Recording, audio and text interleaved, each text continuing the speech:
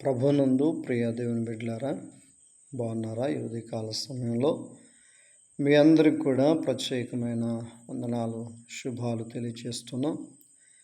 మానుదిన ప్రార్థన కార్యక్రమాన్ని వీక్షిస్తూ ఆత్మీయంగా బలపడుతున్న వారందరికీ, అలాగే ఇతరులకి షేర్ చేస్తూ దేవుని పనిలో పాలుభాగస్తులవుతున్న మీ అందరికి కూడా దేవుని యొక్క దీవెనలు నిత్యముగా కలుగునుగాక.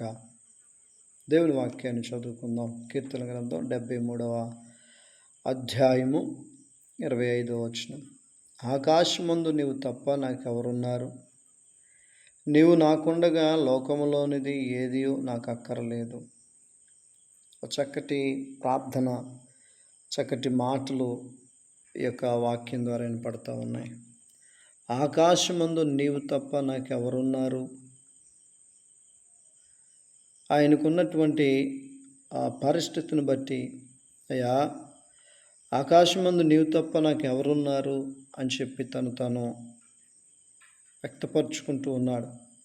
చాలాసార్లు మనకు కూడా వచ్చిన బాధను బట్టి ఎవరు సహాయం చేయలేనప్పుడు, లేదా ఎవరు మనల్ని పట్టించుకున్నప్పుడు మనకు కూడా ఒంటరిగా ఎవరున్నారయ్యా అనిపిస్తుంది.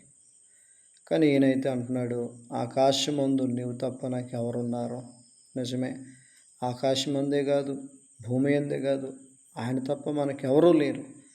ఆయనే మనల్ని ఆదుకునేవాడు, ఆయనే మనల్ని బలపరచువాడు, ఆయనే మనల్ని నడిపించేవాడు.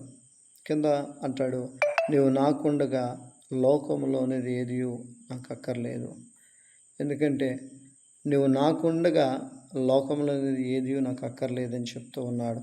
నిజమే ప్రియదేవుని బిడ్డలారా, ఆయనే మనకు సొంతమైతే ఇక లోకంలోది మనకే అవసరం ఉంటుంది. ఎందుకంటే భూమి ఆయనది, ఆకాశం ఆయనది, సృష్టి ఆయనది. నువ్వు ఆయన్నే కలిగి ఉంటే, ఆయనే నీకు కలిగి ఉంటే నీకు ఇబ్బందే లేదు. కనుక నువ్వు భూమి మీద యేసయ్యను సంపాదించుకో. యేసయ్యను సంపాదించుకుంటే యేసయ్య సమస్తమును కూడా మనల్ని సమకూరుస్తాడు. మనకి ఏ ఇబ్బంది లేకుండా చేస్తాడు. కనుక కొన్ని సందర్భాల్లో మనం యేసయ్యని సంపాదించుకోలేకపోతున్నాం. లోకంలోది సంపాదించుకొని అతను నా ప్రాణమా తినుము త్రాగుము అన్నట్లుగా ఉంటున్నాం. కనుక దేవుని సంపాదించుకుంటే, నీవు నాకుండగా లోకంలోనిది ఏది నాకు అక్కర్లేదని ధైర్యంగా చెప్తున్నాడు. కనుక యేసయ్యని మనం సంపాదించుకుందాం. ఆయన మనకుంటే లోకంలోది ఏది అవసరం లేదు. ప్రార్థన చేసుకుందాం. పరిశుద్ధుడా, ప్రేమ కలిగిన దేవా, ఈ లోకంలో ఎంతమంది ఉన్నా మమ్మల్ని ధైర్యపరచడం, మాకు నాయన సహాయం చేయరు.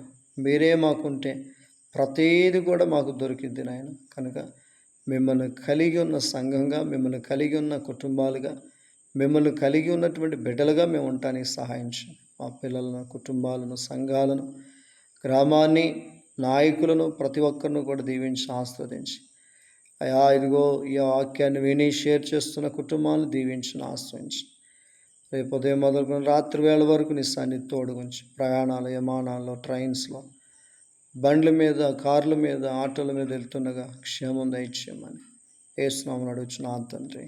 ఆమేన్. God bless you.